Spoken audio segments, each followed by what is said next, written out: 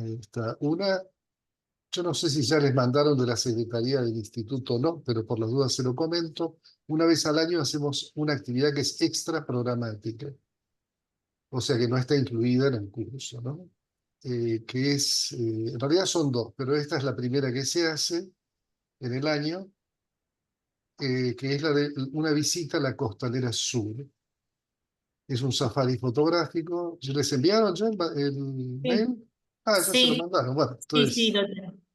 Sí, bueno, sí, hoy. en Hoy sí. función de que se hace una sola vez por año, y en general se hace en octubre, noviembre, por temas climáticos, para que puedan ver las plantas en buenas condiciones. Este safari fotográfico se hace, digo fotográfico, porque la idea no es arrancar todas las plantas que uno ve, ¿no es cierto? Sino hacer una especie de herbario con plantas, de plantas con fotos, ¿no? La guía la va a hacer la doctora Beatriz Varela, que es especialista en control de calidad de los vegetales y profesora de la cátedra de farmacobotánica, igual que el doctor Agudelo, a quien hoy van a tener dándoles la clase de principios activos de los vegetales.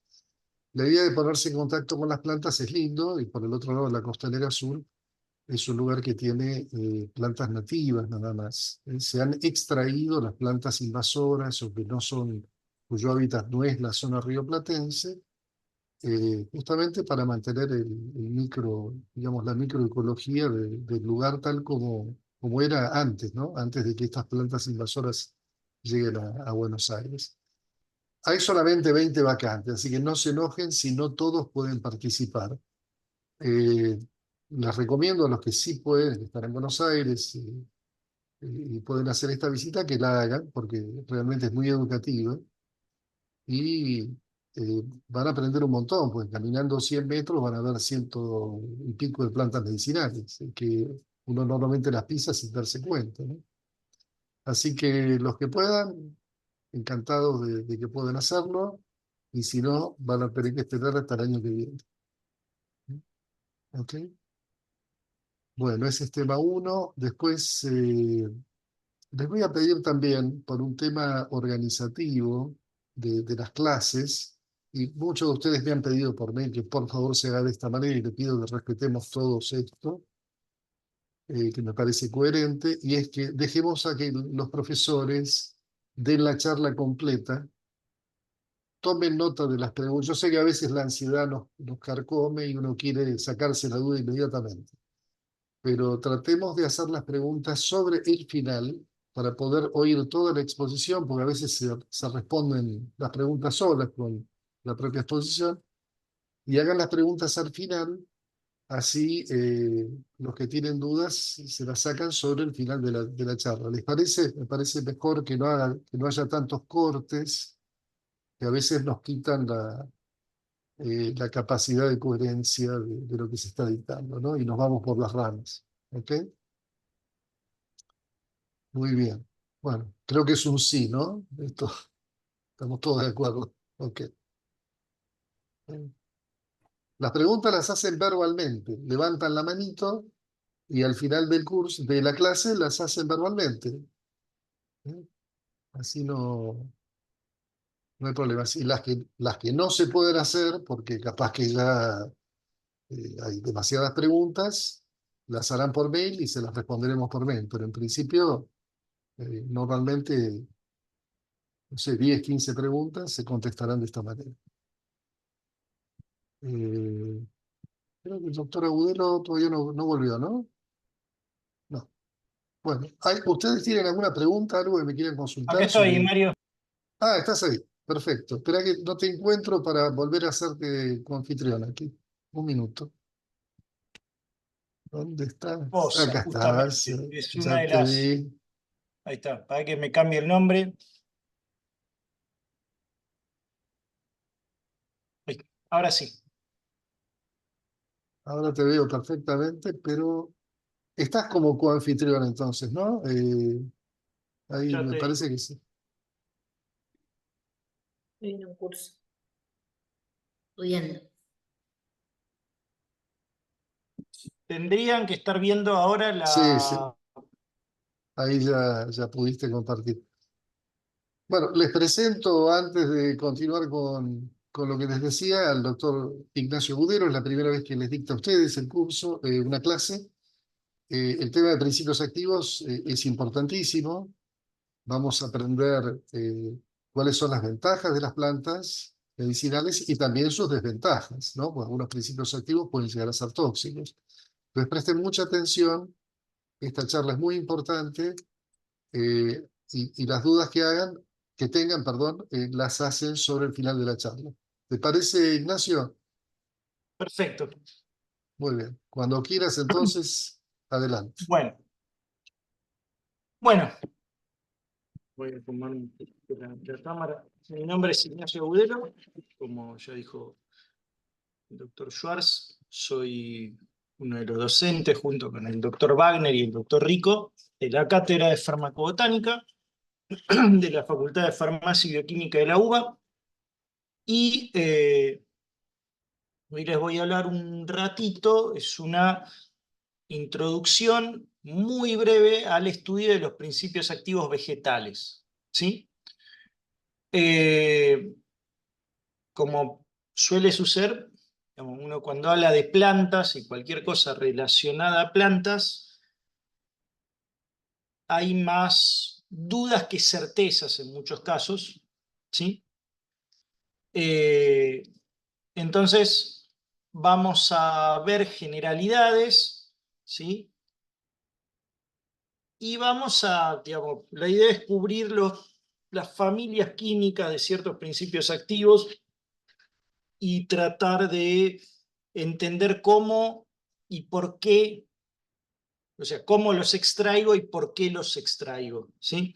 O sea, va a ser una clase para los que estén familiarizados con química, va a ser una clase bastante sencilla, pero bueno, la idea es que sea una clase bastante general. Así que bueno, o sea, vamos a hablar un rato de principios activos vegetales y su extracción. Cuando hablamos de principio activo, estamos hablando de una molécula que tiene actividad. La aspirina es un principio activo, el enalapril es un principio activo.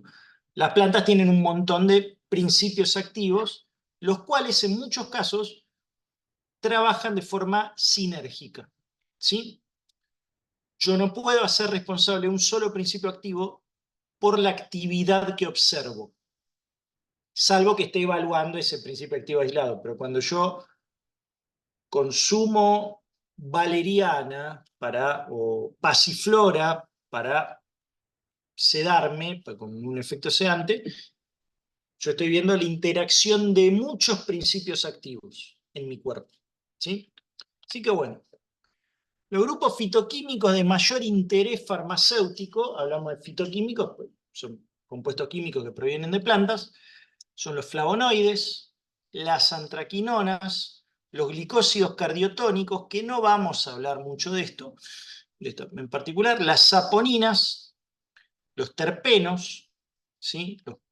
Más bien los monoterpenos, y los alcaloides. Ahí están descritas las vías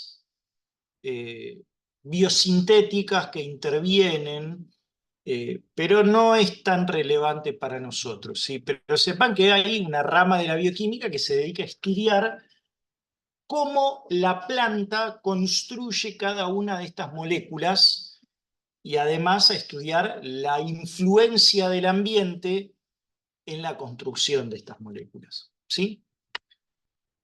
Vamos a arrancar por los flavonoides. Los flavonoides son compuestos, decimos que tienen fórmula C6C3C6, son 6 carbonos aquí, 6 carbonos aquí y 3 carbonos aquí, ¿sí?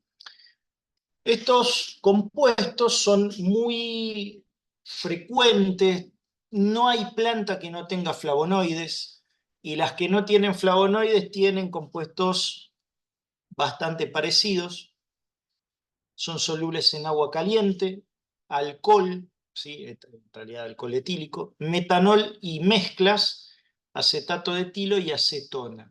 ¿Y por qué pongo grande que son solubles en agua caliente? Porque ya vamos a ver que el agua caliente es uno de los mejores solventes, y casi les diría el único, solvente que yo puedo utilizar para hacer un extracto de una planta para consumo humano.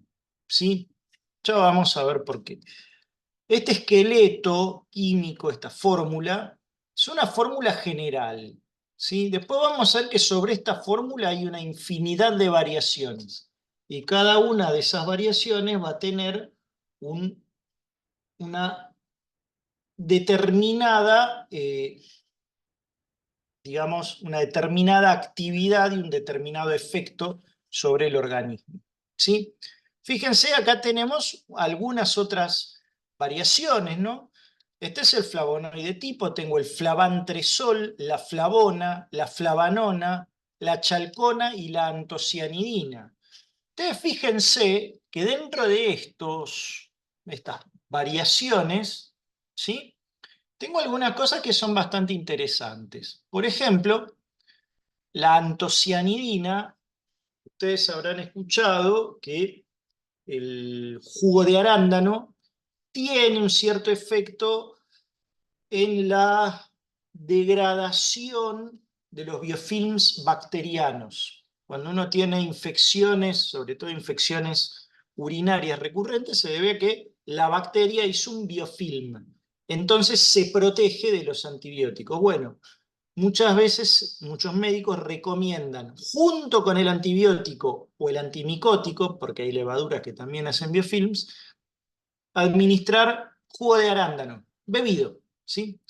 Eso contribuye en la degradación del film, del biofilm. Pero fíjense, ¿no? Todas las distintas variaciones que tengo, que son algunas de las variaciones, ¿sí? Y nosotros en farmacia, en farmacología, decimos que cada vez que hay un cambio de estructura química, hay un cambio de actividad farmacológica. Puede ser más potente, menos potente, puede empezar a actuar, a tener otro efecto, ¿sí? Y hay una inmensa variabilidad estructural. Y además hay esta variabilidad estructural que poseen hace que, además de tener una gran variabilidad farmacológica, yo pueda utilizar la presencia o no de determinado flavonoide como marcador fitoquímico, ¿sí? Me ayuda a identificar la planta. Muy bien. Acá tenemos una que contiene flavonoides, que es el ginkgo biloba, ¿sí? Ginkgo biloba es un buen vasodilatador cerebral, mejora mucho las capacidades cognitivas y tiene estos flavonoides. Esto es un poco como el juego de encuentre las 7 diferencias, ¿no? Si ustedes se fijan, este es parecido a este, excepto por un detalle, ¿sí? Esto es luteolina, esto es canferol y esto es quercetina. El canferol y la quercetina se parecen, pero este grupo oxidrilo que ustedes ven acá, la quercetina no lo tiene. La quercetina y la luteolina se parecen. Esta es la luteolina y esta es la quercetina. Pero este oxidrilo que tiene la quercetina, este no lo tiene. La luteolina no lo tiene. Entonces, digamos, es una de las partes divertidas de la fitoquímica, ¿no?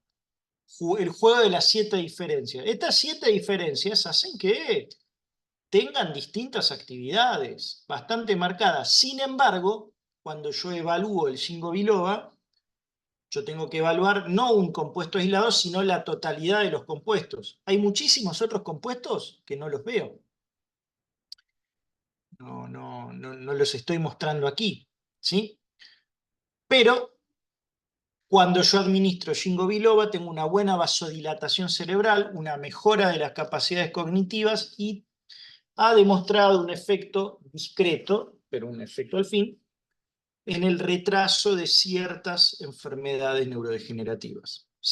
Igual está, es un efecto bastante discreto, pero lo recomiendan en ese aspecto. Entonces uno dice, bueno, yo tengo acá una serie de compuestos. Para que se den una idea, ¿saben cuántos compuestos químicos hay en una taza de café? Hay 250 compuestos químicos distintos, ¿sí? Y una taza de café no es más que granos de café molidos a los cuales les agregué agua caliente. ¿sí? Y sin embargo hay 250 compuestos químicos distintos, ¿sí? O sea, 250 entidades químicas distintas. Yo, obvio, le puedo atribuir los efectos a la cafeína. Podría, pero hay muchos otros compuestos. Pues tenemos otra planta que es interesante mencionar, que contiene flavonoides, que es el Silybum marianum, el cardo mariano. ¿Sí? Es una asterácea, pertenece a la familia de las margaritas y demás. En el caso particular del Silybum marianum, se emplean los frutos. Los frutos son muy similares a las pipas del girasol, ¿sí? ¿Y qué particularidad tienen estos frutos? Que son hepatoprotectores, son muy buenos hepatoprotectores. Y acá tenemos un compuesto que tiene mitad flavonoide, mitad lignano, pero fíjense que es un flavonoide, que se llama silibina, ¿sí? Además, hay dos compuestos muy similares que son la silicristina y la silidianina. Cuando ustedes van a comprar, hay un medicamento que se llama Laragón, que es de Ruemers, que contiene un extracto enriquecido de cardo mariano. Y dice, tiene silimarina. En realidad, la silimarina es la mezcla de silibina, silicristina y silidianina. Son tres moléculas muy similares que se extraen juntas. Es tan efectivo como hepatoprotector que en intoxicaciones leves con el hongo Amanita phalloides ha demostrado ser bastante eficaz. Después tenemos otra familia de compuestos que son las antraquinonas. Esto, para los que tengan alguna idea de química, es un antraceno, ¿sí? Las podemos encontrar libres o formando heterócidos. Un heterócido es una molécula a la cual se le unió una molécula de azúcar. ¿Por qué hace eso la planta? Para mejorar la solubilidad, para inactivar la toxicidad, ¿sí? Entonces nosotros podemos ver que en esta molécula puede haber azúcares pegados. La presencia de azúcares mejora mucho la solubilidad en agua caliente y eso mejora la extracción. Es muy importante. Entonces, nosotros tenemos esto. Los flavonoides los podemos encontrar libres o glicosilados, unidos a azúcares. Las antraquinonas también, ¿sí? Y esto es muy importante, que algo se extraiga con agua caliente. ¿Por qué? Porque básicamente puede hacerme un té y extraer los compuestos para usar con un fin terapéutico. Entonces acá tenemos dos plantas que tienen antraquinonas. Tenemos la cáscara sagrada y el sen del campo. Tenemos también el ruibarbo, tenemos la frángula, entre otros. Lo importante, si bien Mario les va a hablar de eso, es que lo ideal no es usarlas mucho, es usarlas en fase aguda para resolver los problemas de constipación y después abandonarlo, ¿sí? Por lo general, cuando hay antraquinonas, hay actividad laxante intensa, por eso decimos actividad catártica, ¿sí? Y el uso prolongado puede generar algunos problemas, ¿sí?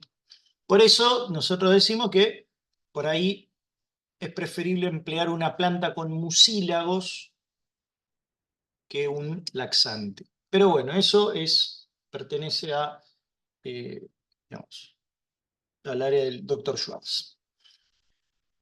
Después tenemos las saponinas. Las saponinas son compuestos espumígenos, ¿sí? Que generan espumas y que producen hemodiálisis en glóbulos rojos y que son tóxicos para animales de sangre fría.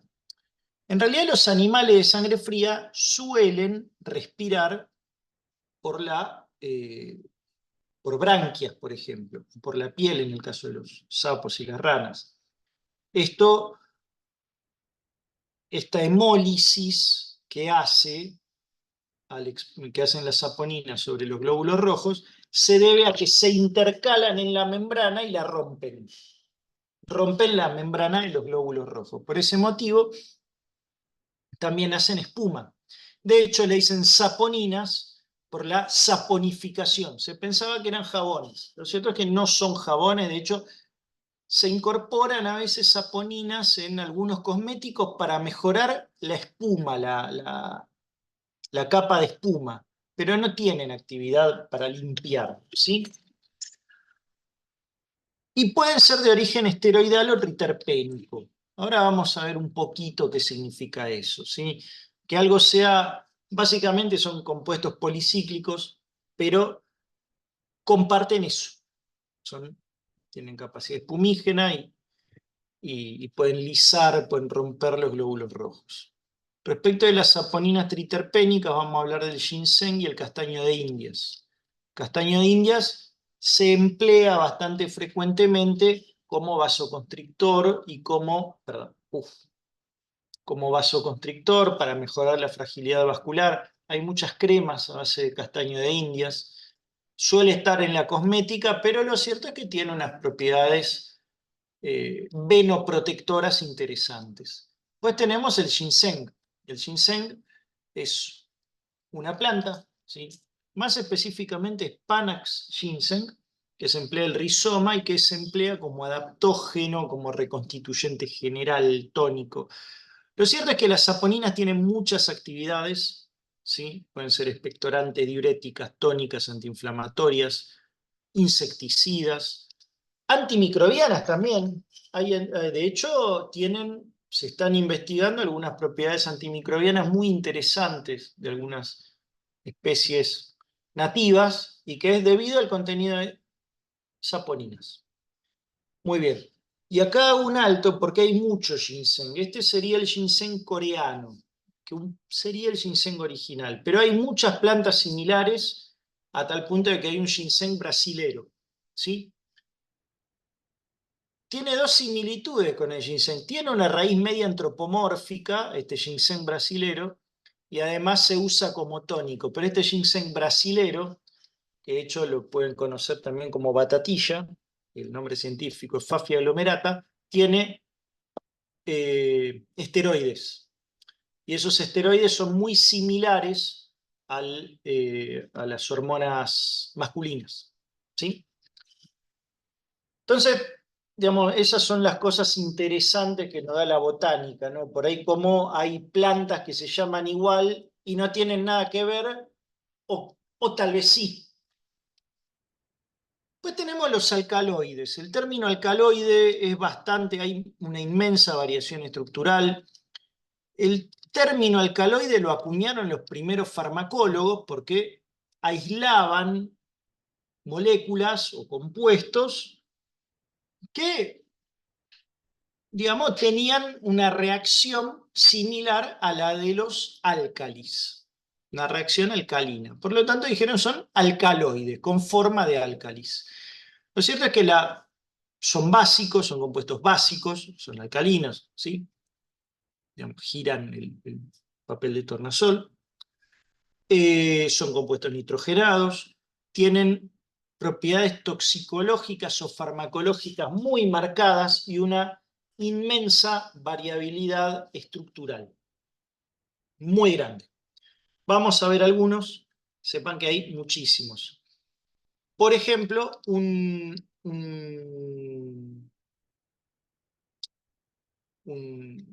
ejemplo bastante claro vamos a arrancar por el opio o la amapola. En el día de hoy se sigue empleando morfina en el tratamiento del dolor, es un analgésico muy eficaz, tiene la capacidad de generar adicción y todos son muchos problemas, pero lamentablemente muchas veces que es lo único que uno puede darle a un paciente, ¿sí? En la actualidad se extrae un alcaloide precursor de la planta seca y se reconvierte de forma industrial a morfina. Pero en una época se extraía del opio.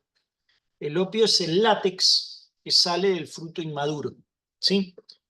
La responsable de todo esto es Papaver somniferum, es una planta que, también hay que decirlo, digamos, si bien los opioides tienen una connotación negativa en la actualidad, Son importantes. Son importantes. Sí, hay veces, digamos, que no queda otra. Después tenemos la quina, que contiene la corteza, que contiene quinina y quinidina, y fue la primera medicación antimalárica, cosa extraordinariamente importante porque en una época la gente moría de malaria, caían como moscas, mataban muchísima gente. De hecho, al día de hoy, el animal más mortífero del mundo no son los tiburones, no son los tigres, no son los leones, ni siquiera es el hombre, es el mosquito.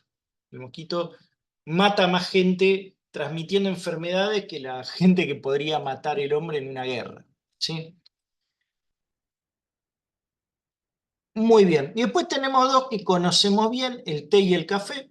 ¿Sí? Son dos plantas que taxonómicamente, una es de las teáceas y otra es de las rubiáceas. De una se usan las hojas, de otra se usan las semillas tostadas. Sin embargo, ambas se usan como estimulante o tónico. El café tiene cafeína y el té tiene cafeína y teofilina. ¿Sí? Voy a terminar con un mito: la mateína no existe. ¿Sí? La mateína en realidad es una mezcla de cafeína y teobromina, que es lo que contiene el mate. ¿Sí?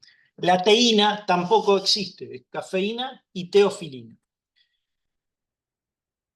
Hay muchísimos representantes terapéuticos, hay algunos que tristemente son drogas de abuso. Tristemente, digamos, la cocaína en la actualidad es un problema, pero la cocaína llevó, por ejemplo, a desarrollar los anestésicos locales. ¿Sí? Muy bien. Esto en cuanto a los alcaloides. Después tenemos los terpenoides. Los terpenoides son moléculas formadas por la polimerización de esta pequeña molécula que vemos aquí, que tiene 1, 2, 3, 4, 5 carbonos. ¿Sí? Esto es el isopreno.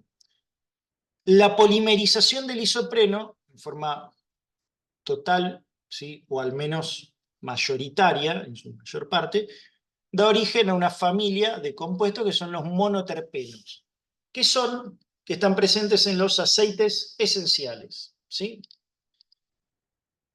Los monoterpenos los forman 2 unidades de isopreno, o sea, tienen 10 carbonos. Los sesquiterpenos, 3 unidades de isopreno. Los diterpenos no nos preocupan tanto. Sí es importante que, digamos, que los triterpenos están formados por 6 unidades de isopreno, o sea, 30 carbonos. Muy bien. Acá voy a dar 2 ejemplos. Los monoterpenos están muy asociados a los aceites esenciales. Son los compuestos responsables del aroma de las hojas de las flores y que son la base de la industria perfumera, ya sea desde la esencia que el fabricante de un producto de limpieza le pone al detergente que se usa para limpiar los pisos, hasta el último perfume de Carolina Herrera. ¿Sí? Acá tenemos, por ejemplo, la lavanda, que contiene linalol, y el eucalipto, que contiene eucaliptol. Tienen actividad antimicrobiana, algunos tienen propiedades digestivas, otros tienen propiedades sedantes, otros tienen propiedades respiratorias, como la lavanda tiene en aromaterapia, se usa como sedante. El eucalipto tiene propiedades respiratorias. Lo importante que tienen que saber si tienen actividad antimicrobiana, son antimicrobianos casi por definición, ¿sí?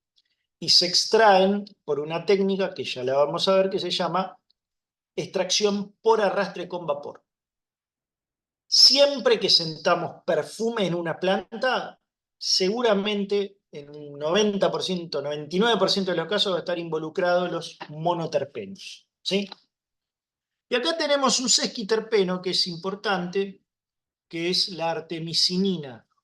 Cuando empezaron a aparecer variantes del parásito de la malaria resistentes a la quinina, se empezó a usar artemisinina. Y es esta plantita que es el ajenjo dulce, Artemisia annua. ¿Sí?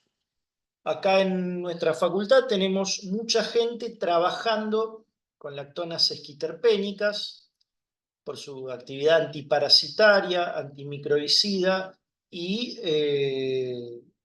hay muchas, de hecho hay muchas líneas que tratan de estudiar el efecto de las lactonas esquiterpénicas sobre el Chagas, sobre el parásito del Chagas, sobre el parásito de la leishmaniasis.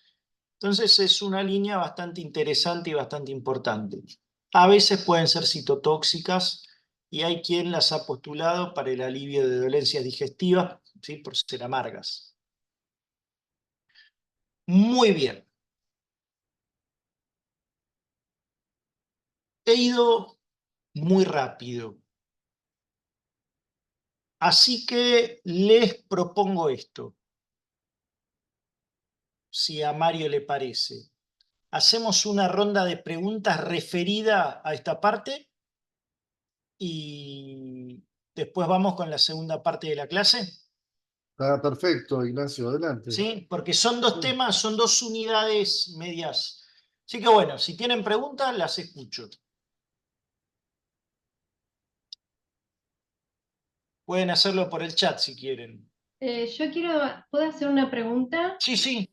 respecto a los arándanos? Usted dijo que como que tiene una defensa contra las bacterias, o sea que es una planta que no puede ser atacada por bacterias. O, El arándano, el jugo de arándano, se ha demostrado una cierta actividad contra los biofilms de las bacterias. Pero está bueno porque usted me dé el pie para hablar de otra cosa.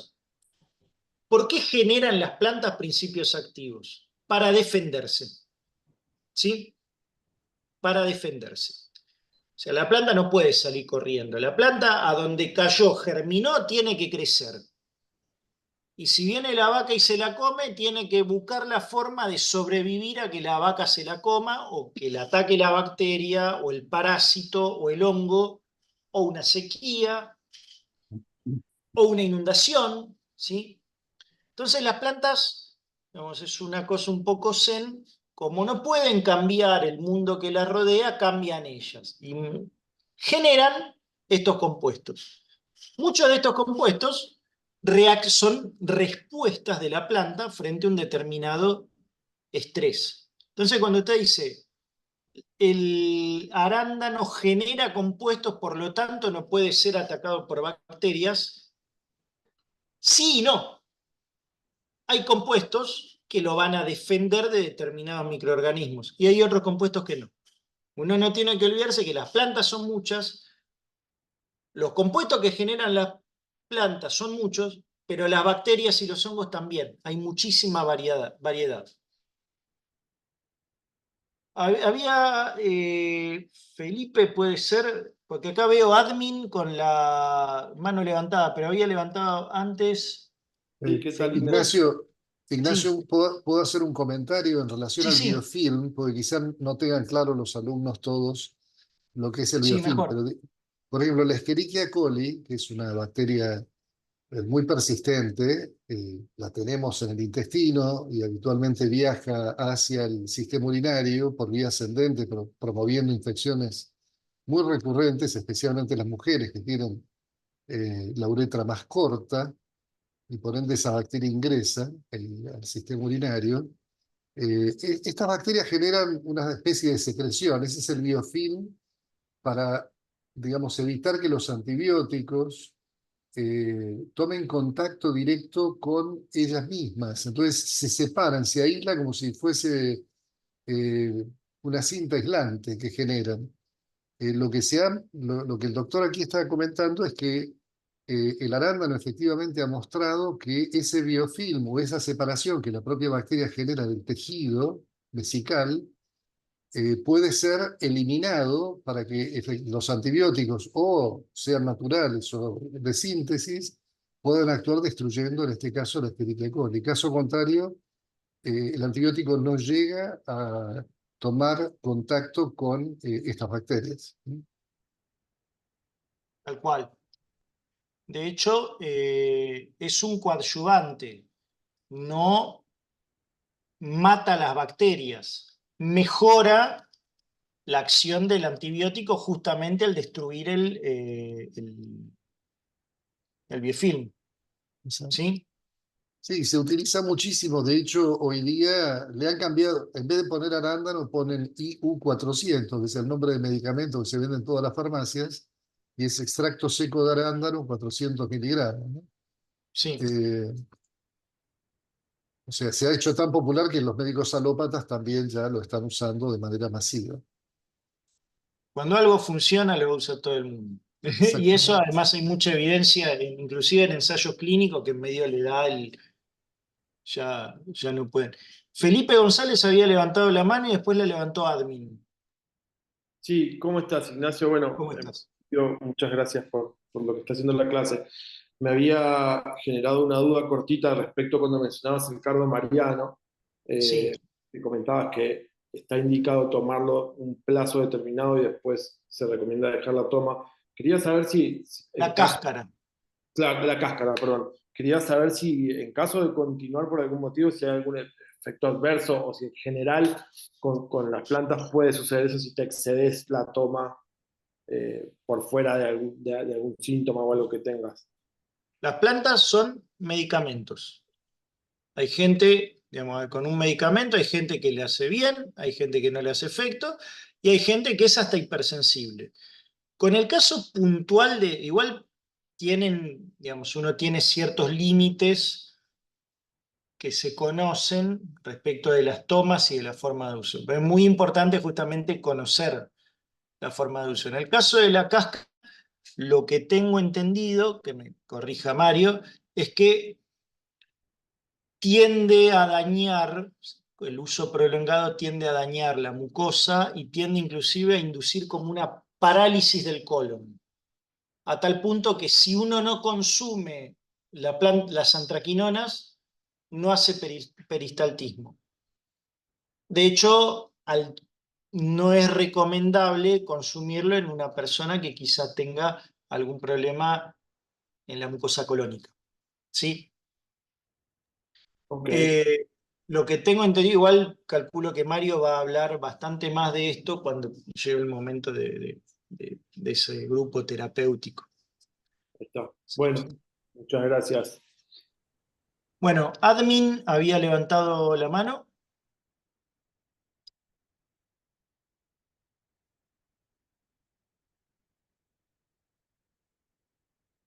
Si no, Victoria,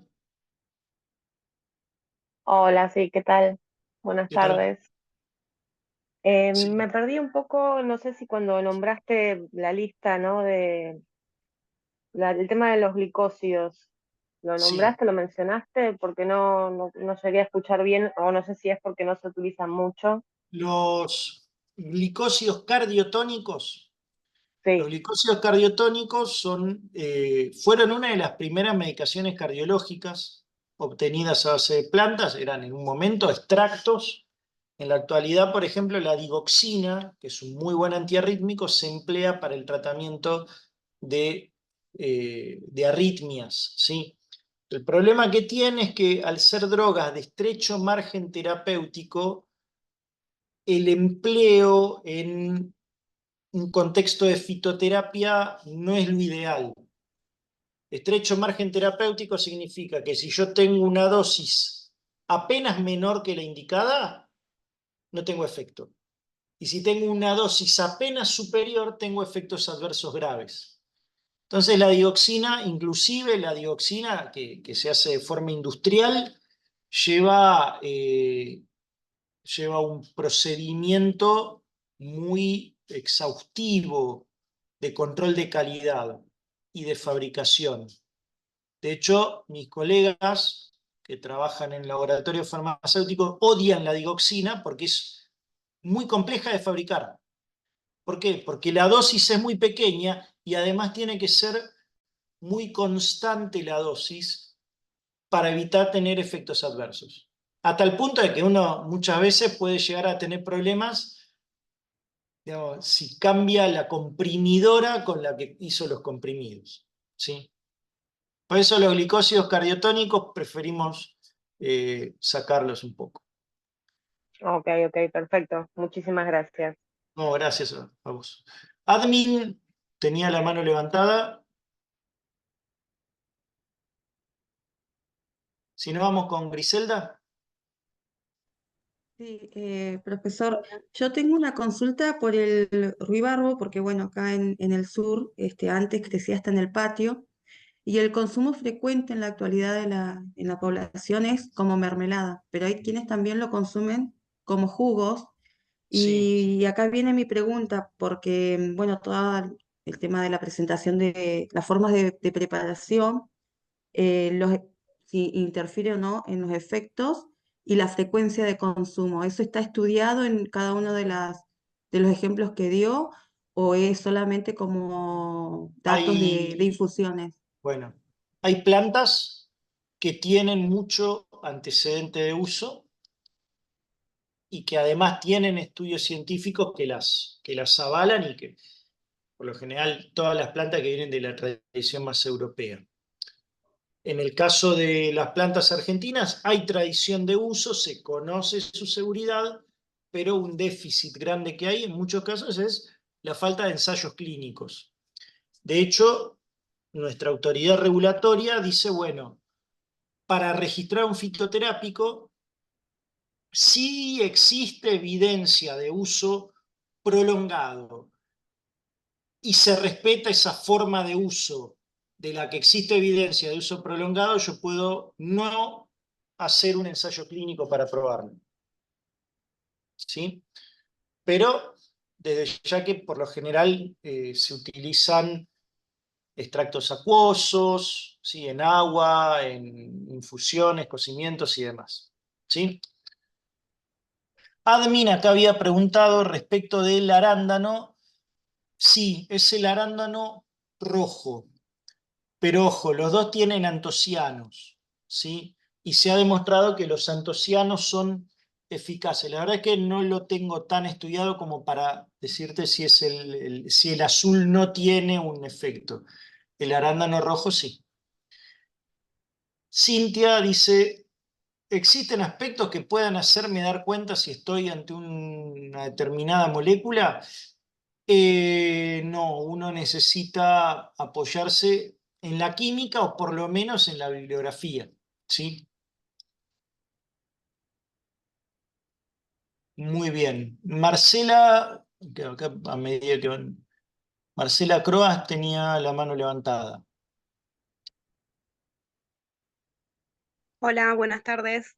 ¿Qué tal? Em, sí, con respecto a los alcaloides es algo muy parecido a lo del ruibarbo que planteó una compañera, es con la hoja de coca. La hoja de coca se la utiliza para otras cosas o sea, no transformada en cocaína, ¿no? Yo Sí. he visto, o sea, mi papá coquea, pero ya es una costumbre porque la utilizan los camioneros para no dormirse, para no apunarse. Después se utiliza también en té digestivo. Yo crecí ahí en Jujuy y más o menos lo utilizábamos para eso. O sea, Eh, tiene otros principios activos, debe ser, o el el, principio activo que no está transformado en droga es el real. el caso puntual de la cocaína, o sea, ustedes piensen que necesito 1 tonelada de hojas, ¿sí? O más para obtener 1 kilo de cocaína y un proceso químico súper complejo. Las hojas de coca tienen cocaína, pero la cantidad es ínfima. Hay muchos otros alcaloides, ¿sí? De hecho, cuando uno toma té de coca, hay formas, mediante análisis de orina, el perfil de alcaloides, hay forma de determinar si uno consumió cocaína o tomó té de coca en función de los alcaloides que excreta en la orina, que de hecho se usa. El coqueo sí es una costumbre y a ver, es una costumbre que uno no ha demostrado no ser nociva, ¿sí? O sea, alguien que coquea, si le faltan las hojas de coca 1 semana, no va a tener un síndrome de abstinencia, ¿sí? Claro. También hay muchos otros compuestos que acompañan a la coca en el coqueo, al margen de la dosis baja, que deben estar Bicarbonato. haciendo una interacción. ¿Sí? Usan bicarbonato para, creo yo que será para amortiguar la Para, hoja. no, es para mejorar la extracción de los alcaloides. Pero digamos, una cosa es el coqueo, está bien la aclaración, una cosa es el coqueo y otra cosa es el consumo de cocaína. No es lo mismo, ¿sí? Pero, digamos, lamentablemente, hoy día el problema es otro. Ya que es una planta medicinal y útil, pero en la actualidad el problema es grave y viene por otro lado. ¿Sí? Bueno, gracias. Belisa, de nada. Sí, buenas noches. Bueno, muchas gracias por lo que va haciendo la clase. Mi sensación al leer, digamos, cuando leímos los principios activos, estos y en la clase esta, es bueno, que por supuesto toda planta es una droga en potencia y tiene su efecto. Pero también, digamos, lo que ustedes plantean, y es lo más lógico, digamos, también tiene limitaciones en relación al conocimiento que uno puede tener de la acción de ese principio activo. Pero mi sensación es que ninguno de estos componentes desde la fitoterapia está explícitamente recomendado. Digamos, entonces la pregunta sería, eh, ¿cuáles de estos, digo, fuera del café y el té, que también, digamos, que se consumen y se sabe que tienen, digamos, alcaloides y que hacen bien para una cosa y no tan bien para otras, pero ¿cuáles son los grupos fitoterápicos que se recomiendan desde la fitoterapia para utilizar, digamos? Porque, bueno, la cáscara sagrada no se recomienda o se recomienda por muy poco tiempo, pero La ¿cuáles cáscara sí se... sagrada se usa y se... Ahora, hay un tema y es, las cosas tienen su indicación, ¿sí? Y cuando algo tiene una indicación, eso se usa, digamos, por ahí uno puede... Hablo de medicamento en general, Ujú. ¿sí? Llámese una planta o llámese el último anticuerpo monoclonal. Eso tiene una indicación, eso se usa, uno puede requerir un medicamento de forma crónica o puede requerirlo para resolver un determinado problema. Entonces, recomendable, digamos, de vuelta, recomendable, ¿para qué? Si uno no tiene una constipación, la cáscara sagrada no es recomendable, me va a generar una diarrea.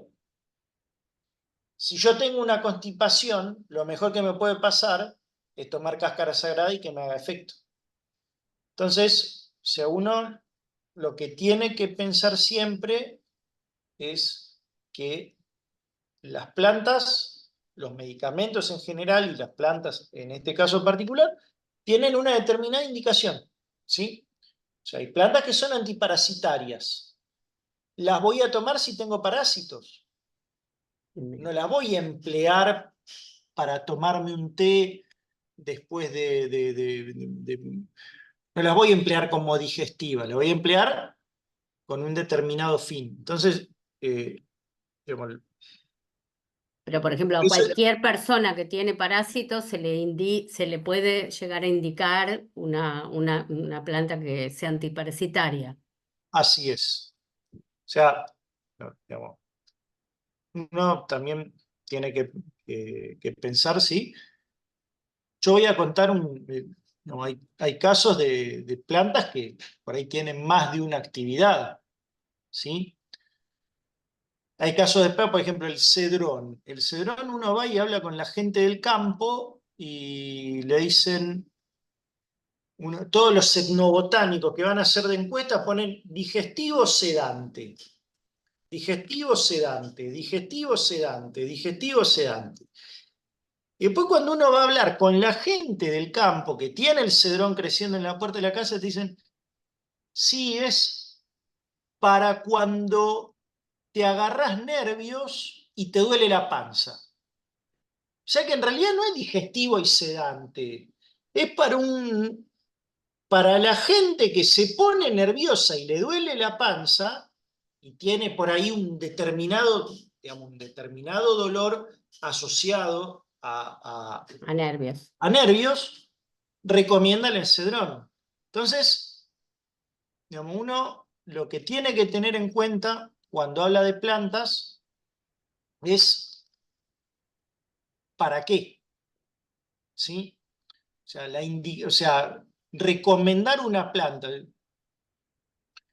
sea, recomendar una planta, bueno, ¿para qué? ¿Sí? Y, no, y también tener en cuenta, por ejemplo, si yo tengo una arritmia, no tengo que tomar té de digital o té de hojas de olivo. Tengo que ir al cardiólogo a que me medique de forma muy específica. Por ¿Sí? supuesto. Si yo tengo chagas, no tengo por ahí que tomarme un té de ajenjo. Tengo que ir a hacerme tratar ese chagas. O sea, esto como, en la medida de lo posible, ¿sí? Cuando uno la gente que está en un contexto rural, que quizá tiene a 300 kilómetros un centro de salud, depende exclusivamente de esto, Perfecto. porque de hecho acá hay muchas comunidades que no tienen el acceso inmediato y que tienen un gran uso de plantas, ¿sí? Pero cuando uno habla de recomendación, esto no se recomienda.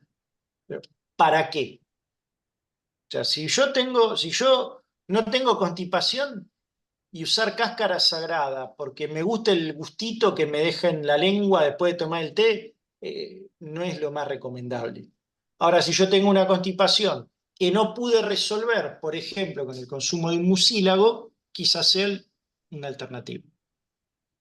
Clarísimo. Pero Bueno, Muchas gracias. quizá, Ignacio, yo hago un pequeño comentario, ¿no? De las plantas sí, que el doctor acaba de mencionar, todas se usan, como él, tal cual como lo dijo Ignacio, según recomendación o según indicación. Por ejemplo, en el caso de la Artemisa annua, que mientras funcionó en el tratamiento de la malaria, salvó millones de personas en el mundo. O sea que esa planta le salvó la vida a muchísimas personas y todavía se sigue utilizando por ese mismo fin, ¿no? Lo mismo pasó con la quina, como comentó Ignacio, en la época del virreinato español, que los indígenas utilizaban esa planta y trataron de salvar a la esposa del virrey de malaria también, porque la querían. Ahora, todo tiene una indicación, tampoco vas a tomar quina todo el tiempo, pues cada planta tiene su efecto favorable y eventualmente desfavorable si es utilizada de una manera inadecuada. Quería comentar esto nomás. no, está bien. Respecto de lo que preguntan del kimchi, desconozco si los compuestos permanecen o no de acuerdo al grado de fermentación. Lo que sí sé es que la remolacha tiene beta-laínas, no antocianinas, ¿sí? La teobromina de la yerba mate está en el cacao, ¿sí? Bueno, y hay dos últimas preguntas, Pía, y después Hola, Pedro. buenas noches. Sí, Sí, quería consultarte en el caso de los cannabinoides. sí. ¿Dentro de cuál de las familias estarían? ¿Serían alcaloides o Son no? terpenos distintos son químicamente distintos a los monoterpenos o sesquiterpenos, pero son compuestos Bien, terpenoides. perfecto. Muchas gracias. De hecho, por eso muchos son muy poco polares, ahora vamos a hablar un poquito de eso, por eso se extraen muchas veces en aceites. Bárbaro, muchas gracias. Y Karina, Hola, ¿qué tal? Quería hacer una consulta, porque muchos de los estudios que se han hecho en las plantas son de plantas que crecen en Europa o en China, que tienen mucho antecedente de sí, herbaria del uso de plantas. Cuando vos tenés la misma planta y se cultiva aquí en Argentina, que es otro terroir, es otra cosa, pueden variar los componentes porque la planta se alimenta del suelo y de todos los nutrientes que tiene, pueden variar los Sí, principios activos o no. sí, ¿Eso sí. acá en Argentina se puede? ¿Hay alguna forma de que se miran las que son cultivos acá, que se cultivan acá? Hay mucha gente que ha trabajado con eso, sí. Y se estudia la variación y se estudia la estacionalidad, pero son estudios complejos, porque Claro, uno tiene sí. también que pensar, bueno, uno trata de extrapolar, pero lo cierto es que la misma planta, la misma semilla, sometida a sequía y sometida a acción de una inundación, va a generar compuestos distintos. ¿Sí? Entonces Aquí hay uno una trata de variabilidad de... generalizar. Una de las razones por las cuales a los médicos no les gusta, a muchos médicos no les gusta, es que hay una variabilidad en muchos casos. Hay algunos, sin embargo, se usan y han demostrado ser eficaces, ojo. ¿Sí? Sí, no digo que no tengan eficacia, sino que puede variar por ahí lo que Hay uno por ahí, variaciones. si uno consume por ahí la misma hierba que viene de Yo te Europa y cuento, alguna que es de acá, puede ser que sean la diferentes planta, la planta con la que yo trabajé en mi tesis doctoral bajaba el contenido de principios activos, de flavonoides y otros parecidos, a la mitad en invierno. Si los compuestos si los flavonoides fueran responsables de la actividad, entonces esa actividad bajaría a la mitad. En invierno, respecto de primavera. 3 meses de diferencia. ¿Sí?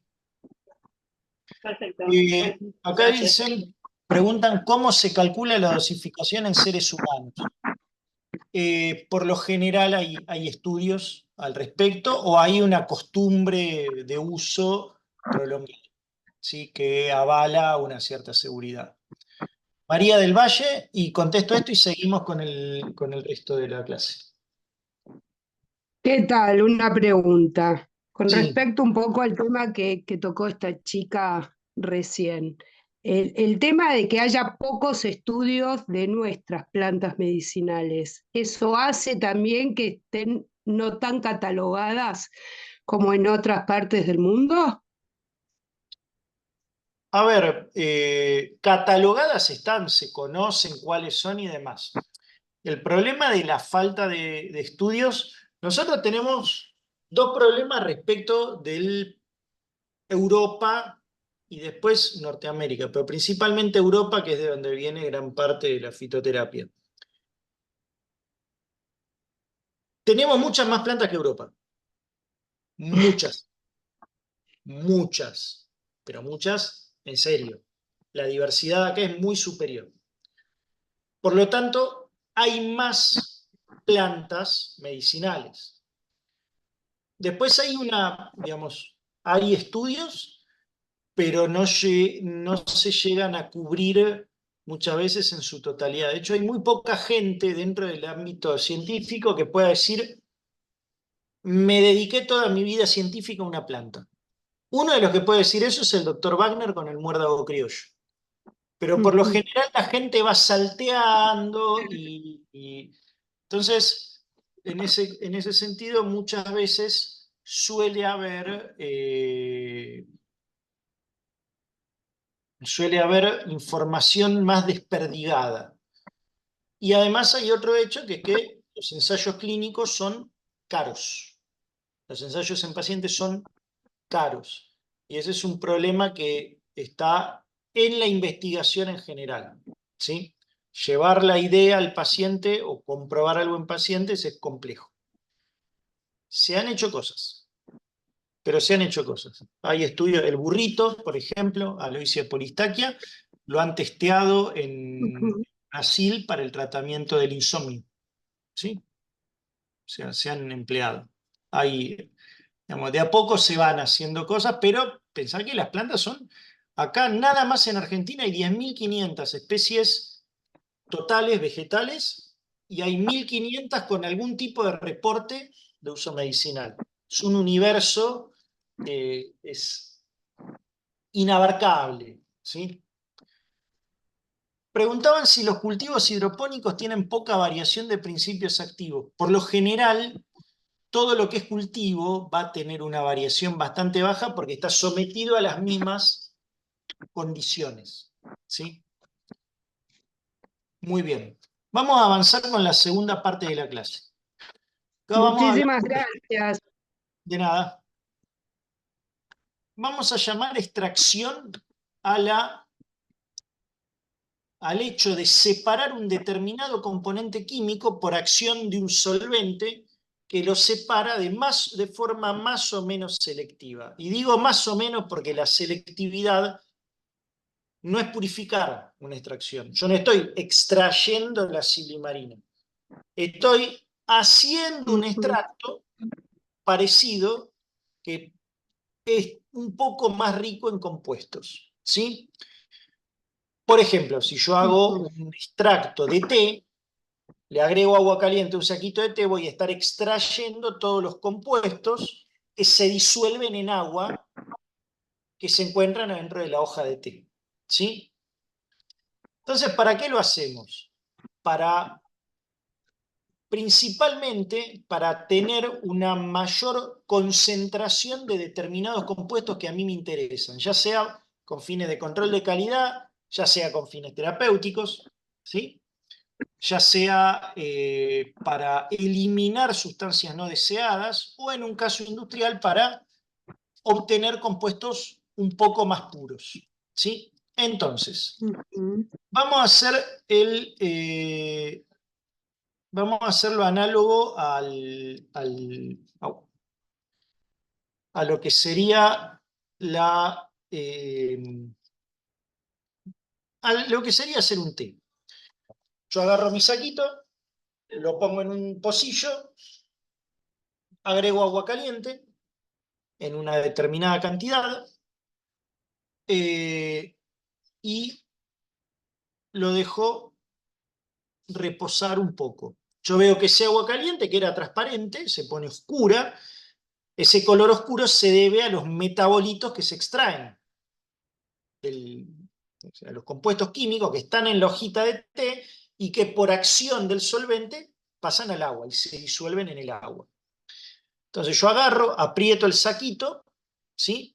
Ese saquito lo tiro, o ahora que andamos pobres, por ahí hago otro té con eso y voy a comprobar que tiene menos gusto, ¿sí? ¿Por qué? Porque los principios activos que daban el gusto y demás quedaron en la primer taza que hice. Entonces, si yo hago, y acá extracción líquido-líquido no me preocupa tanto. Yo tengo un solvente, que es el agua caliente, le agrego ese agua caliente a un saquito de té y obtengo un extracto, que es el té. Y el marco es el saquito después de la extracción. ¿Sí? Muy bien. Entonces yo tengo muchos procesos, generalmente los discontinuos son los que más uso porque terminan cuando se agota o se consume una fase, ¿sí? Yo agrego agua a mi saquito, lo dejo reposar, aprieto el saquito para terminar de extraer. ¿Vieron que aprietan el saquito y sale un líquido un poco más oscuro que el de la taza? Bueno, solo lo tengo que hacer para terminar de liberar los principios activos del vegetal. Pero hay procesos industriales que son continuos o semicontinuos que se renuevan las fases constantemente. Esto es industrial, no se usa en la vida cotidiana y en los laboratorios de investigación se usa poco. Entonces acá tenemos dos grandes procesos de extracción. ¿Me dejan un segundo? Tengo que controlar una cosa y vengo enseguida. Mario, disculpa, vengo en un minuto. Dale, no hay problema.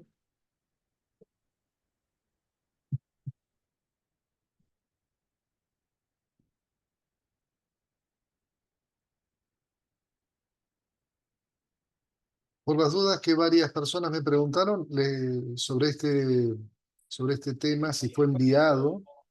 El material de estudio y el test fue enviado el 29 de agosto, por las dudas. Digo, si a alguno no le llegó o quedó en el spam, mírenlo, me avisa y se los reenvío. Pero van a poder leer el apunte que hizo Ignacio y ver, digamos, en el test, usarlo como guía de estudio también, ¿no?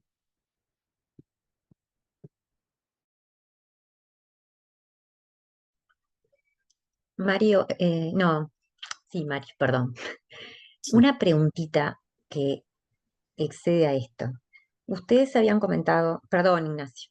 No, está bien. No, seguí. Pregunta, no. Seguí después. Bueno. No, les pido mil disculpas, estoy en la facultad en este momento y se están yendo todos los chicos, entonces fui a saludar, ya me quedé solo en el laboratorio. Como cuando era becario y venía de laburar en la industria y me quedaba hasta las 12 de la noche acá haciendo experimento. Bueno, qué buena época. Bien. Volviendo a la extracción. Hay un montón de procesos de extracción, algunos más industriales que otros, algunos son de punta, otros no tanto. Sí hay extracción con fluido supercrítico, extracción en fase sólida, extracción con microondas, infinitos, hay muchísimos. Pero a nosotros nos van a interesar dos. La extracción con solventes, que es básicamente hacer un té o algunas cosas similares. La extracción por arrastre con vapor de agua. Y la extracción mecánica no nos preocupa. ¿Cuándo hacemos una extracción mecánica? Cuando hacemos un jugo de naranja. Entonces se ponen a pensar, yo estoy realizando una extracción.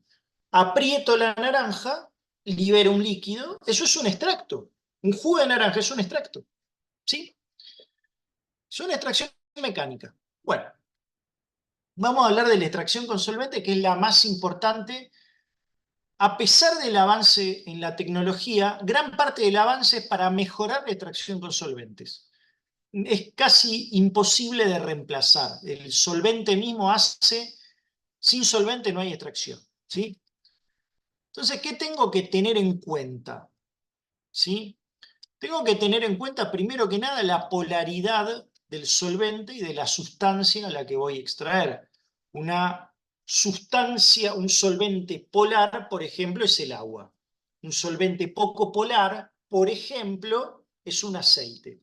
Ustedes saben bien que el agua y el aceite no se mezclan. ¿Por qué? Porque uno es muy poco polar, el aceite, y otro es muy polar, el agua. Nosotros en química tenemos muchísimos solventes de distintas polaridades, pero esto no es una clase de química, vamos a hablar del agua y el aceite.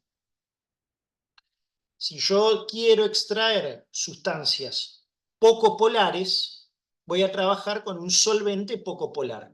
Es el caso de los aceites de cannabis. El aceite de cannabis que se comercializa o los extractos oleosos que se suelen comercializar son un extracto realizado, en vez de hacer un té con agua caliente, agregué mi planta, la parte de la planta que me interesaba, a aceite. ¿Sí?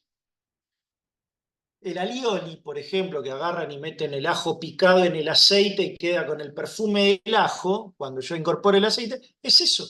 Es un extracto oleoso de ajo. ¿Sí? Lo puedo usar para ponerle a los fideos o lo que fuere.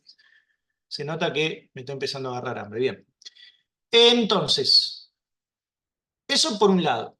Y por el otro, llevar el proceso a cabo a la, más que la menor temperatura posible, una temperatura óptima.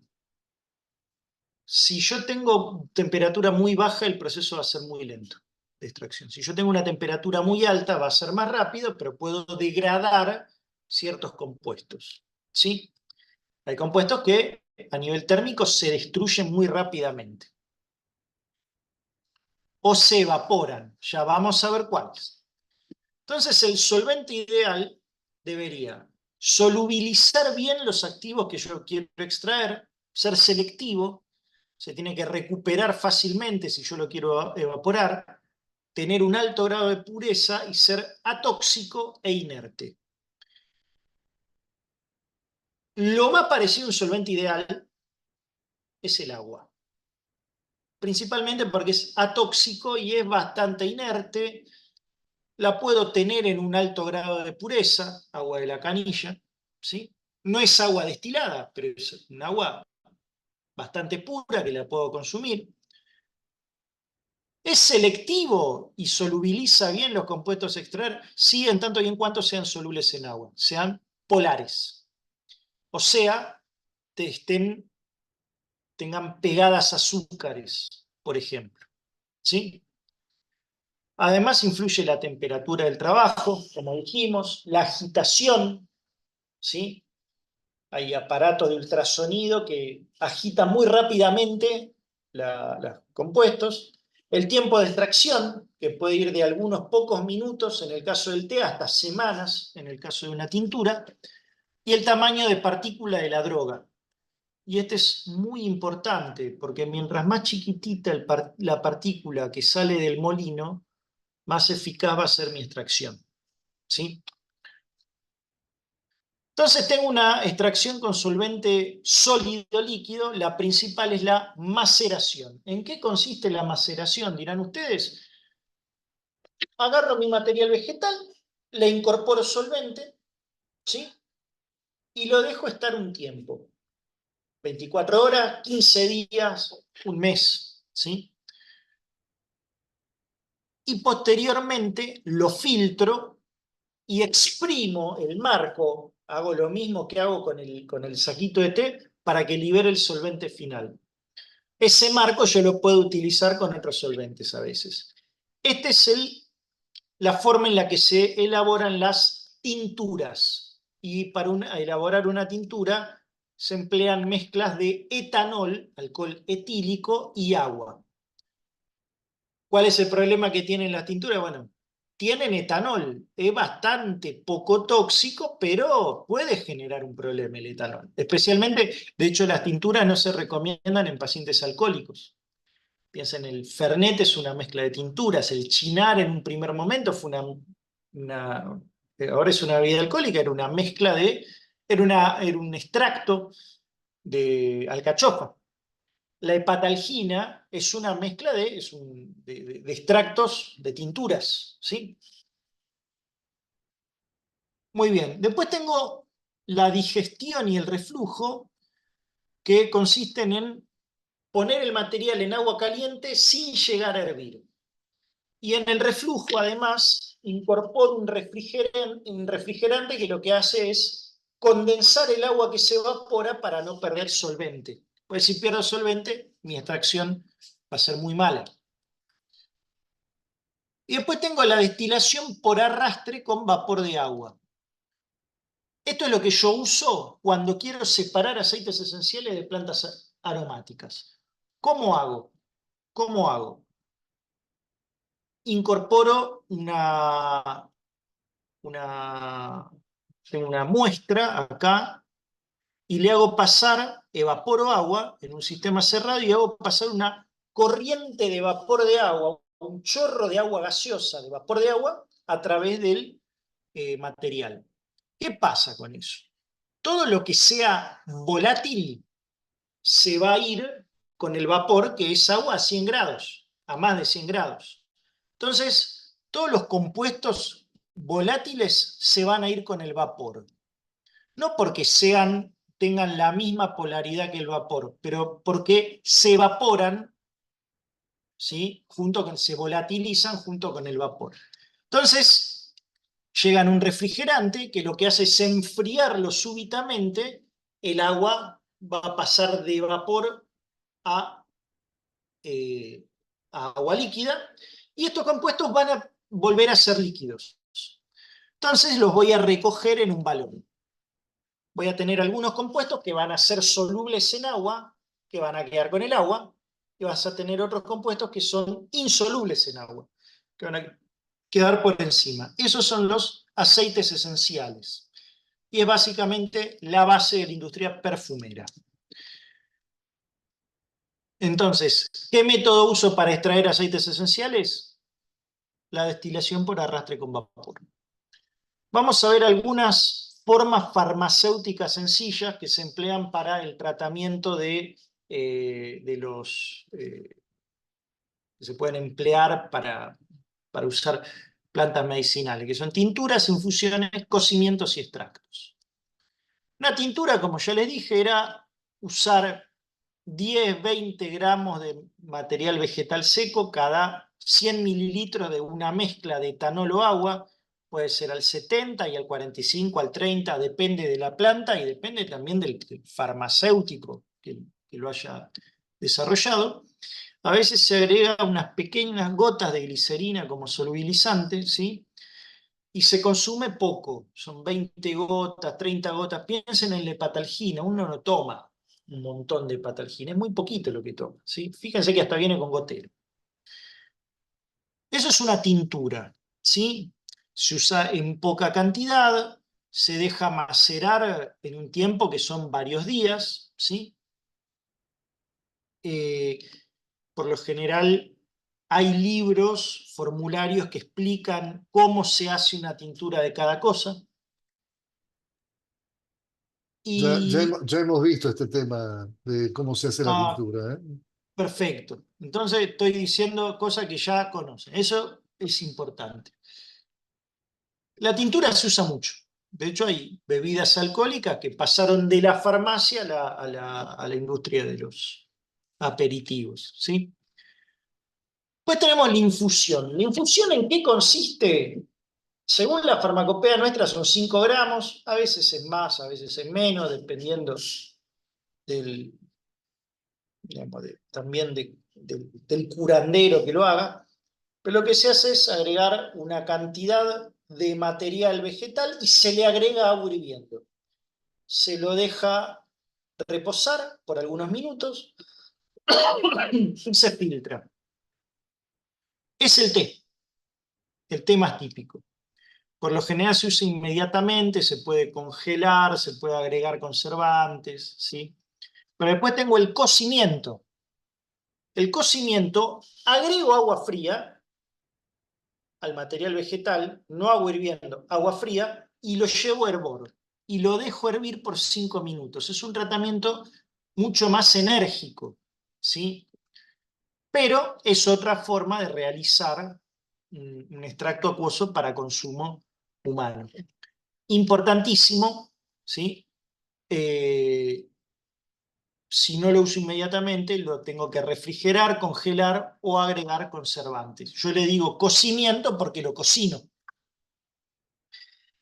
Entonces, y a modo de resumen final, nosotros entendemos a extracción por la remoción selectiva, con muchas comillas, porque en química lo selectivo no existe, de un grupo de sustancias con fines que puedo utilizar con fines terapéuticos. Empleo la extracción por arrastre con vapor para aceites esenciales. Uso agua o etanol, ¿sí? Nunca etanol solo. Generalmente mezclas de agua, etanol o agua. Utilizo infusiones, cocimientos y tinturas, que son procedimientos discontinuos. Extraigo mayormente compuestos hidrosolubles o polares. Y las variables que yo puedo utilizar son el grado de molienda, la temperatura, la agitación y el tiempo de extracción. Así que bueno, quedo abierto a preguntas. Esto es la introducción a una introducción al estudio de los compuestos fitoquímicos. Uno podría estar, voy a dejar de compartir, podría estar varias vidas estudiando esto, y hay gente que, de hecho, no sabemos si alguno de los profesores que estudia esto venía estudiándolo en una vida anterior, porque uno no tiene acceso a esos a vidas pasadas. Hay gente que dice que sí. Pero bueno, la verdad que es un tema que es bastante complejo, de la cual hay información. La información siempre es menos que la que uno espera tener. Así que bueno, ya hay varias manos levantadas. Acá en el chat preguntan cuál es la bibliografía respecto de la preparación de tinturas. Hay libros específicos. La Farmacopea sexta edición tenía algunas bibliografías, algunas indicaciones respecto de cuánto y con qué se hacía una tintura. ¿Hay alguna forma de hacer de manera casera la extracción por arrastre con vapor? Sí hay, pero piensen que están generando vapor de forma casera. Siempre es como yo los invito a pensar en su seguridad ante todo, ¿sí? Hay ciertas cosas que no es una buena idea hacerlas por ahí en un contexto de una cocina o similares. Los aparatos son... Hay algunos aparatos que son caros, pero uno podría encontrar un equipo para hacer una extracción, desde ya es una pequeñísima cantidad. Sí se comercializan aparatos para hacer extracciones en cantidades productivas, digamos. De hecho, hay algunas plantas medicinales que hay que extraerlas inmediatamente. Entonces, uno va con un tractor y el tractor corta, cosecha y manda al destilador permanentemente. Entonces uno arranca el tractor y ya empezó a destilar. Pero sí, yo ante todo recomiendo, cuando uno va a hacer cosas en su casa, cuidado, ¿sí? Así que bueno, voy por el orden que aparecen acá. Jessica tiene la mano levantada.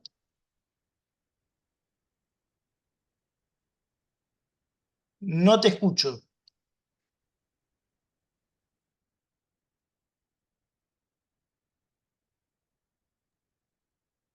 Ahora a ver.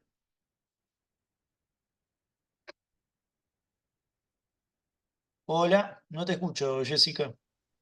¿Querés hacerlo por el chat, si no? Hola. Ahora sí, ahora sí. Ah, bueno, perdón, siempre me pasa lo mismo. No, está bien, está bien. ¿Me podrías contar un poco en qué consisten los hidrolatos? Los hidrolatos, hasta donde recuerdo, son el resultado de, digamos, son la fase acuosa posterior a la extracción por arrastre con vapor. Vos haces una extracción por arrastre con vapor, vas a tener terpenos que no se van a solubilizar en agua y terpenos que sí. Los terpenos que sí le van a dar color y olor al agua. Un ejemplo es el agua de azahares o el agua de rosas. El agua de azahar o el agua de rosas es el hidrolato resultante de la extracción de aceite esencial de azahares o de rosas. O sea que cuando vos haces una destilación, obtenés dos productos que son la parte oleosa y la parte acuosa, y obviamente como tienen distintos compuestos, porque algunos son oleosos y otros no, vos los usás para distintos tipos de tratamientos, supongo. Sí, vos pensás que el agua de azahar el agua de rosas es un ingrediente para los panes dulces, por ejemplo. Sí. Sí, o sea, hay distintos, y vos sentís el perfume y es muy distinto al del aceite esencial de rosas. Claro, claro. ¿Sí? Buenísimo, muchas También gracias. los hidrolatos se usan mucho en cosmética y en la elaboración de shampoos, por ejemplo. Sí. Ok, gracias. Bueno, Felipe. Bueno, una duda que me surgió ahora al último momento cuando mencionabas la temperatura de las infusiones, que dice como agregar agua hervida, por algún motivo tenía en la cabeza que era hasta 85 o 90 grados para no dañar. Quería saber también si eso es selectivo, como que determinar, me imagino que sí, pero que determinada temperatura daña unos compuestos y otras no. O, Sí, no sé. vos, acá el agua te da una gran ventaja y es que en el momento que esté hirviendo está a 100 grados. Solo por el hecho de volcarla, te baja 10 grados de un saque, más o menos. Eso te digo en base a experimentos que uno hace, que pone el termómetro y le tira agua caliente al termómetro El solo hecho de levantarla y volcarla le baja fácil 10 grados la temperatura, Ok. más o menos, ¿sí? O sea, el agua no llega a 100 grados en la infusión, sí en el cocimiento, y además lo dejas un tiempo determinado. Muy Después, bien. Sí, no, perdón, una que tenía de antes, así chiquitita, que me quedé con la idea de respecto a la indicación de cuándo y cómo tomar las plantas. Quería saber si existe un grupo de plantas que uno puede consumir de manera sí, preventiva o como, no sé, para sostener cierto nivel de calidad de salud en determinados aspectos, digamos. Si hay como un a material. ver, yo no sé si la respuesta que vos estás buscando viene por el lado de las plantas, quizá venga por el lado de la comida y el ejercicio. Ok. Eh, Entiendo también que, digamos, yo las veo como medicamento. Hay gente que puede decir, no, si yo consumo esto con fines preventivos, pero no, digamos, eso ya es una cuestión que por ahí tiene que ver con el uso médico y que por ahí Mario va a poder resolverlo mejor. Sí, vamos a hablar de esto en la clase subsiguiente, sí. Dale, gracias. Bueno, Lucas. Ahí está, ¿qué tal? Buenas tardes. ¿Qué tal? Quería consultarle, porque hizo referencia en un momento a la extracción de aceite, no a la extracción, sino a la preparación de aceite de cannabis Sí. directamente digamos, como un oleato, ¿no? Poner las flores en el aceite, en un aceite diluyente. Eh, Había investigado un poquito sobre otros procesos y quería saber si tenían sentido o bueno, hay mucho mito al respecto y con esto es suficiente como para lograr un medicamento efectivo, por un lado. Y por otro lado, ¿qué uso tiene, o mejor dicho, se pueden utilizar los aceites esenciales para uso interno? ¿Y de qué manera? Respecto de eso, por ahí eso es preferible, creo que van a tener una clase específica de aceites esenciales con Mario para uso interno.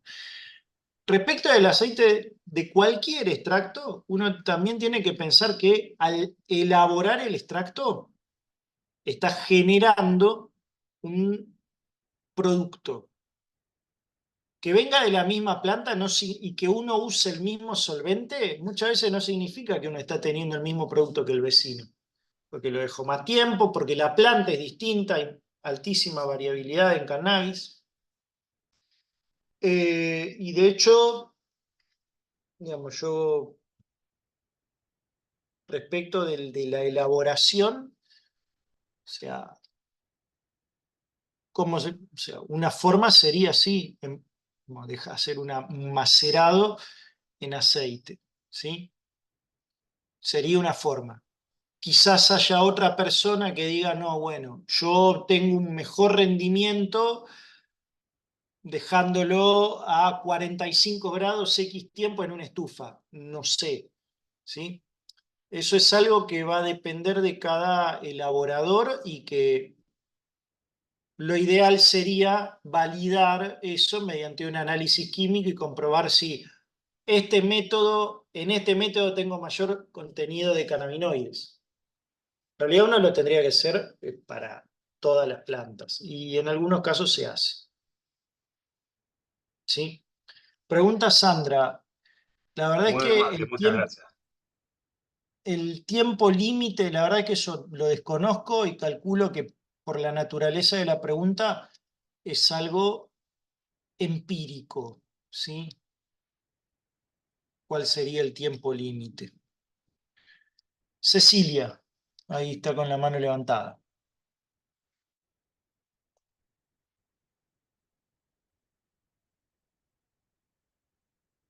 Bueno, sí, Cecilia, Hola, ¿no? hola, Sí, sí, yo estoy en el trabajo, siempre lo aclaro por las dudas, pero buenas tardes. puedo escuchar de a ratos por la misma razón, entonces por ahí lo dijeron y me lo perdí. Con el doctor Wagner se había hablado en una de las clases que por los metabolitos de las plantas y Sí, cómo se iban desarrollando, ¿no? sí. Entonces, mi pregunta es, esos metabolitos todos tienen su utilidad, ¿no? En la planta. En cuanto al método de extracción, si arranco con los primeros metabolitos, que son los derivados de azúcares, que son los más fáciles de extraer, eso entiendo, a lo mejor estoy Sí. entendiéndolo mal, a medida que se van complejizando, no sé, después a lo último creo que estaban esas moléculas gigantescas derivados de antraceno o cosas así, Sí. ¿el método de extracción también se vuelve más complejo o no depende del tipo de Bueno, molécula? acá hay un tema y es, digamos, yo en este contexto, en un contexto terapéutico, estoy atado al agua. ¿Sí? El empleo de un solvente distinto del agua lleva toxicidad.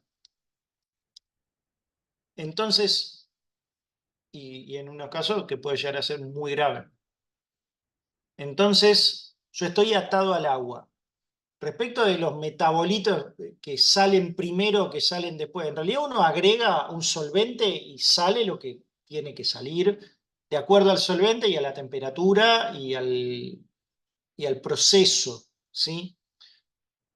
No es que salen algunos metabolitos los más solubles, o sea, salen los metabolitos solubles, va a haber algunos que son medianamente solubles que van a estar en baja concentración y va a haber metabolitos que no van a estar.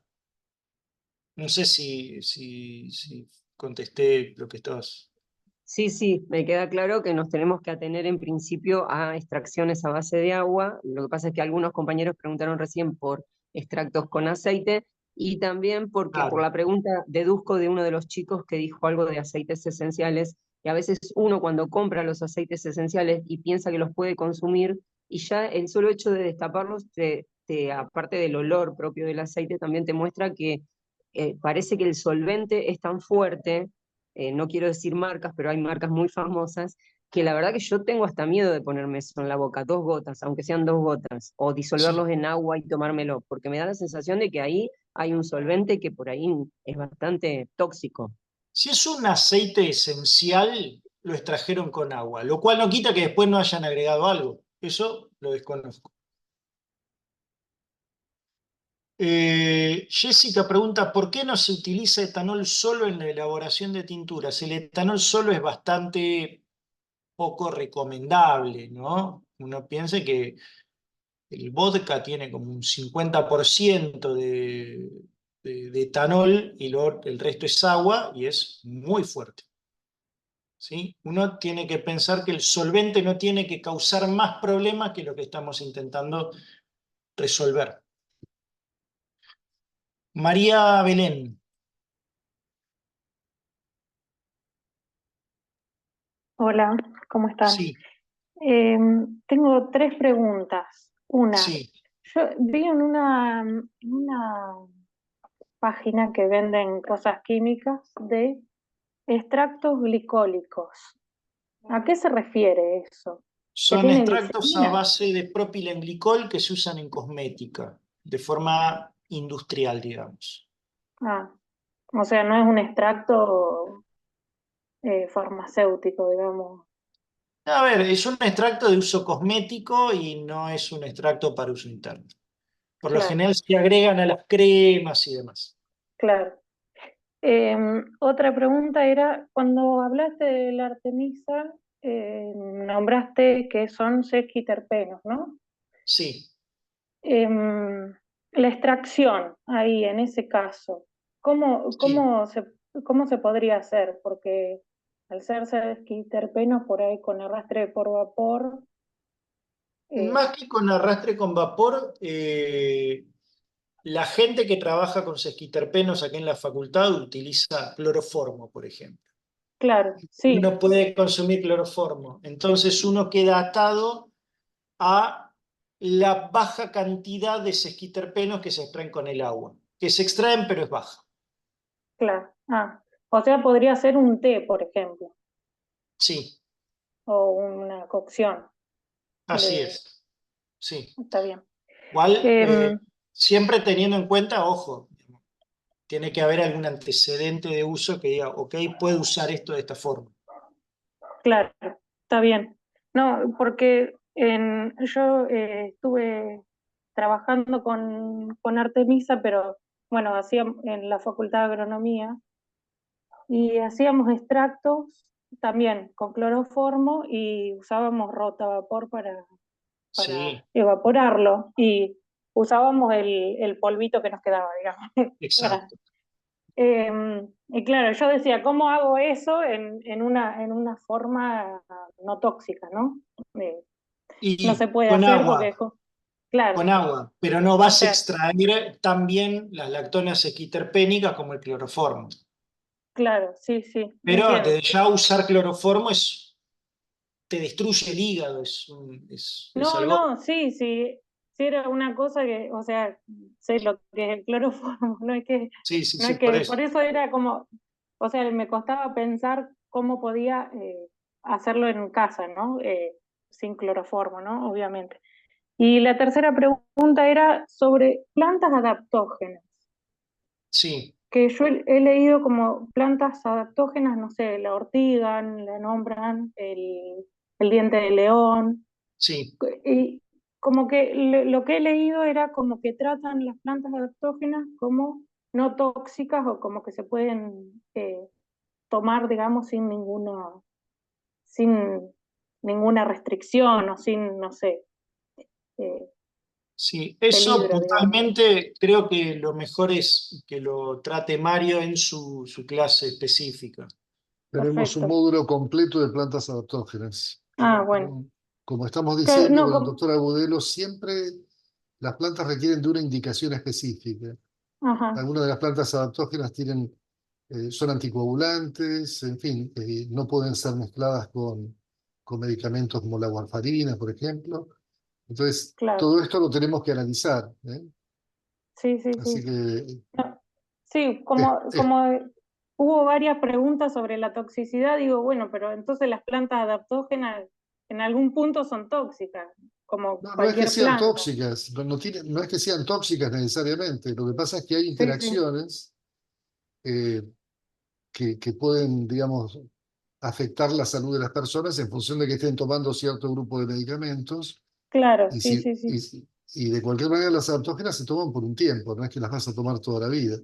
Si estás con Ajá, un cuadro de astenia o tenés un evento deportivo, no sé, tenés que hacer una maratón de 5 kilómetros, capaz que la rodiola te viene bien, la tomás por unos días, pero después descansás, ¿no? De la toma. ajá, está bien, perfecto. Bueno, Siempre tengan en cuenta que la diferencia entre medicamento y tóxico es la dosis. ¿Sí? sí, sí. Eso, Yo hay siempre, excepciones. El cianuro es siempre tóxico y no es un medicamento tampoco. Pero claro, sí. Bueno, sí, vamos rápido, así ya, gracias. por favor. Pía,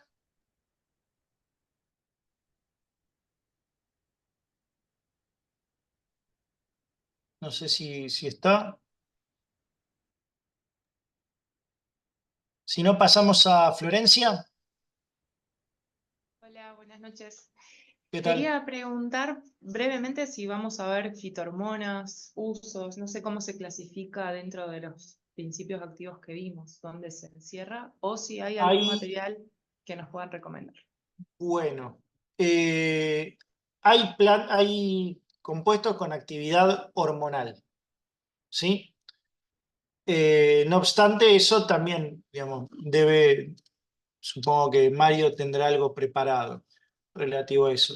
Sí, ten en cuenta que hay plantas que tienen esteroides, de hecho, ¿sí? Y que pueden llegar a dar hasta positivo en un análisis antidoping, ¿sí? O sea, Sí, tenerlo también muchos alimentos comunes, calabazas, sé que suelen tener, pero tenía duda por el uso que se les puede dar, si se puede evitar. puntualmente, el ginseng brasileño tiene compuestos análogos a la androsterona. Vamos a ver plantas que se utilizan para la dismenorrea, en la menopausia, o sea, que tienen actividad hormonal o que trabajan sobre el eje hipófiso-gonádico. Eso lo vamos a ver más adelante. Como pueden ver, todas estas primeras clases son de introducción y nos interesa mucho que, digamos, que todos entendamos que la planta es un medicamento, ¿no? Y que tiene que ser usado con indicaciones. Por eso toda esta introducción previa y no nos tiramos directamente a hacer recomendaciones específicas sobre el problema de salud para evitar que se empiecen a tomar de manera desmedida plantas medicinales cuando uno todavía no las conoce o no conoce sus principios activos, ¿no? Por eso toda esta introducción. Gracias. Ok, bueno, Raquel. Hola, bueno, muchas gracias por toda esta información. A mí en particular, este tema, sé que yo me salteé química en secundaria porque Después termina siendo importante, ¿viste? era como leer chino. Pero bueno, mi hija me guió en algunas cosas, ya está estudiando ingeniería. Una cosa que recién mencionaron, el tema del uso solo de alcohol, que el otro día en una clase también lo comentaron. A mí como yo eh, estoy metiéndome en este tema para aprender, pero en realidad no preparo, consumo de algún lugar. Ahora, eso es el cuidado, ¿no? Porque en esta capacitación se ha insistido sobre el tema del no uso de alcohol puro, pero como que en otros lugares usan alcohol puro. Entonces, también eso, ¿no? El peligro de a dónde vamos a buscar eh, la fitoterapia, ¿no? Eso por un lado. Y una consulta chiquita, cuando hablaste de la digestión y el refrigerante. Sí. ¿Eso era solamente para la extracción por arrastre de vapor o el refrigerante podría ser, si yo hablo de una infusión, que la tapo para que no... El refrigerante es un tubo encamisado. Por el tubo de adentro circula el vapor, por el tubo de afuera circula agua. Bien. Y eso hace que se condense el vapor. Eso es el refrigerante. No tiene nada que ver con el tema de tapar una infusión o tapar una cocción. Tapando esperás, lo que haces es, básicamente evitás que se escape el vapor, ¿sí? Pero lo que vos lográs con el tubo refrigerante es condensar todo lo que esté evaporado. Ahí dice admin, un lugar seguro para los medicamentos de la farmacia. No podría estar más de acuerdo. De hecho, la farmacia tiene una gran ventaja y es que hay un profesional con matrícula garantizando que eso se obtiene, que no es falsificado, garantizando el almacenamiento y garantizando además la correcta dispensación, ¿sí? Uno muchas veces puede tomar una determinada planta o demás, pero no está de más repetirlo, ¿no? Porque uno justamente, digamos, yo soy farmacéutico también, y nos toca ver en muchos casos ejemplos por ejemplo, cosas que están, el kiosquero que vende paracetamol, que es ilegal, que lo almacena al lado de la estufa, por ejemplo, ¿no? Entonces, o que no sabe de dónde vino ese paracetamol. Entonces esto sí es importante. De hecho, lamento que haya cada vez menos farmacias que dispensen plantas medicinales. Muy bien. Renata había preguntado y cerramos después con Pía. Hola, le hago una pregunta más técnica. ¿Van a enviar alguna especie de bibliografía de fichas técnicas de las plantas para saber bien cuáles tienen estos componentes activos que mencionaron? Supongo que Mario debe tener, va a pasarles. Todos los apuntes que van a recibir y que ya recibieron, por ejemplo, de diabetes tipo 2, de cada planta tiene una ficha técnica. Si lo lees con atención vas a ver que aparece la información de los principios activos en general y bueno, las características mínimas de una ficha técnica, ¿no? ¿Eso ya lo enviaron? Pues hasta el momento llegaron 2. A mí por lo menos me llegaron 2. Renata, ya enviamos diabetes tipo 1 y diabetes tipo 2. Perdón, No. o sea, es de diabetes tipo 2, mandamos 2 módulos. Si no te llegaron, fíjate en el Te spam escribo, ahí va. y después escribime y te envío, claro. Fíjense, yo noto algo curioso, ¿no?